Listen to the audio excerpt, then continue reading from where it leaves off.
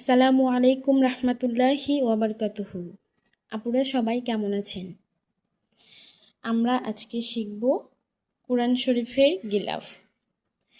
একটি কোরআন শরীফের গিলাফ তৈরি করতে গেলে এটার কোনো মাপ সূত্র কোনো কিছুই নেই। আর আমাদের প্রতিটা মুসলমানেরই এটি জেনে রাখা উচিত যে একটি কোরআন শরীফের গিলাফ কীভাবে তৈরি করতে হয়। আর একটি কোরআন শরীফের গিলাফ তৈরিটা জানা দরকার, কারণ একটি কোরআন শরীফ যত্নে ভালোবেসে রাখতে হলে একটি কোরআন শরীফের গিলাফ অবশ্যই আমাদের তৈরি করতে শিখতে হবে। তো আজকে আমরা শিখব একটি কোরআন শরীফের গিলাফ তৈরি করতে গেলে মাপ নেব কিভাবে এবং সেটা তৈরি করব কিভাবে।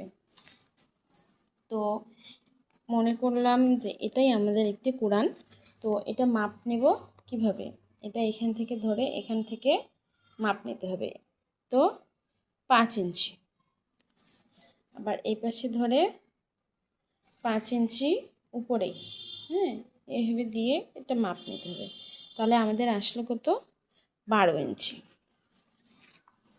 তো আমাদের মোট 12 ইঞ্চি। তো এবার আমরা কাপড়ে দেখব।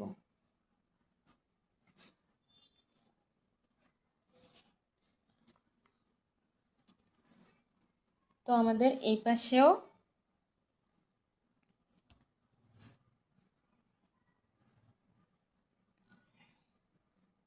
এই পাশে নিতে হবে 12 ইঞ্চি। 12 ইঞ্চিতে একটা দাগ দিতে হবে এবং এই পাশেও 12 ইঞ্চিতে একটা দাগ দিয়ে দিতে হবে।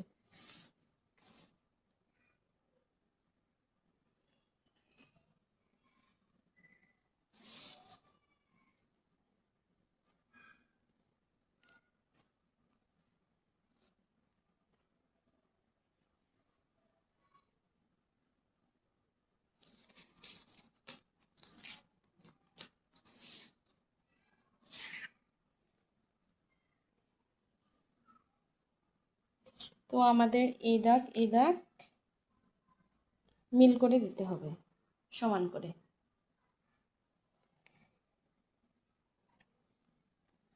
আবার এই পাশে এই দাগও মিল করে দিতে হবে।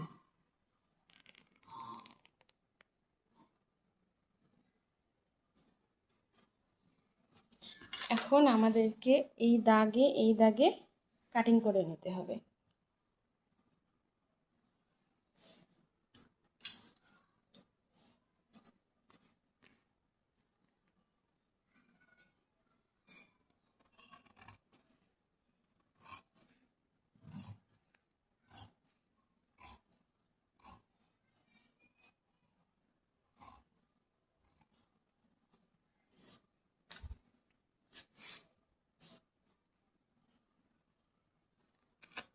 আবার এই মার্জিন থেকে ধরে এইভাবে কাটিং করে নিতে হবে।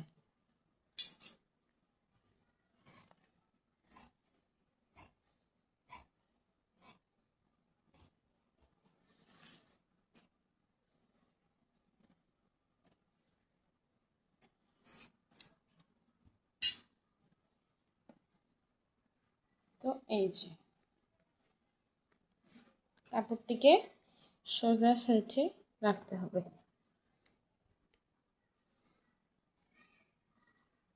এই কাপড়টিকে সোজা সাইডে রেখে আমাদের যে কোনো এক পাশে সেলাই করে দিতে হবে। চিকন করে ভাঙে সেলাই করে দিতে হবে।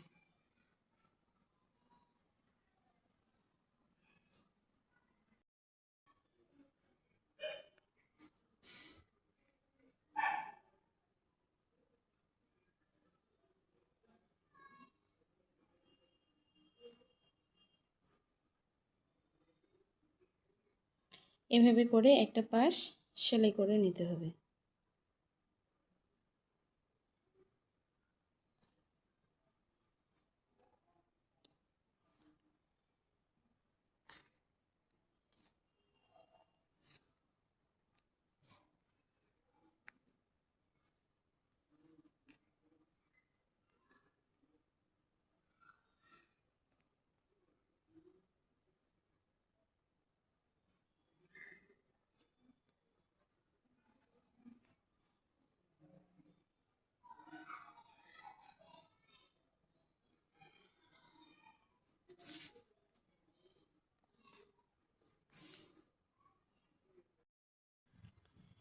কাপড়ের 4টি কোণের মধ্যে আমরা যে কোনো 2টি কোণ এভাবে সেলাই করে নিয়েছি।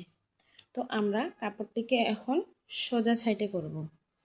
সোজা পাশে এই যে কাপড়টিকে এখন সোজা পাশে করলাম। এই 2 পাশ আমাদের মুড়ি দিয়ে সেলাই করা হয়েছে। তো এখন আমরা কি করব, এখন আমাদের এই পাশে সেলাই করে দিতে হবে। এই পাশ সেলাই করে দিতে হবে।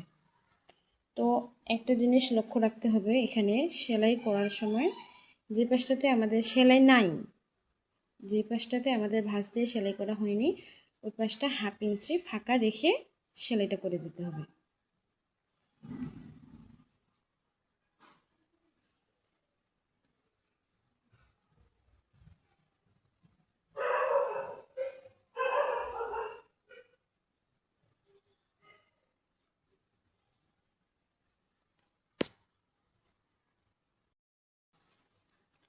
তো আমরা এই যে এই পাশ সেলাই করে নিলাম এবং এখান থেকে এই পাশ সেলাই করে নিলাম। তো আমাদের এটি এখন উল্টানোর পালা। তো এটি এভাবে ঠিকভাবে কোণা তুলে উল্টিয়ে নিতে হবে এবং এ পাশটাও সুন্দরভাবে উল্টিয়ে নিতে হবে। আপনারা অবশ্যই বাসায় এটি চেষ্টা করবেন, তাহলে দেখবেন ঠিক হয়ে যাবে।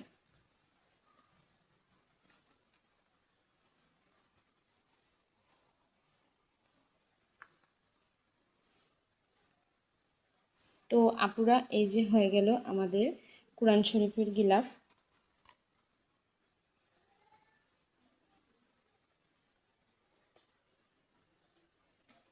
কে না চায় একটি কোরআন শরীফ সুন্দরভাবে রাখতে?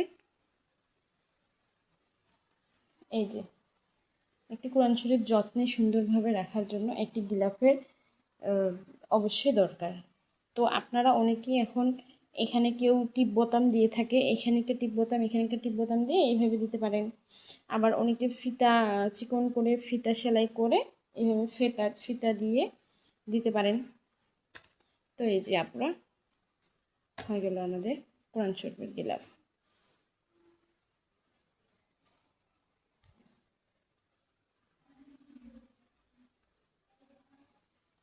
তো আপনারা এটা বুঝতে পারলেন কিনা এবং শিখতে পারলেন কিনা অবশ্যই জানাবেন, আর অবশ্যই বাসায় এটি ট্রাই করবেন।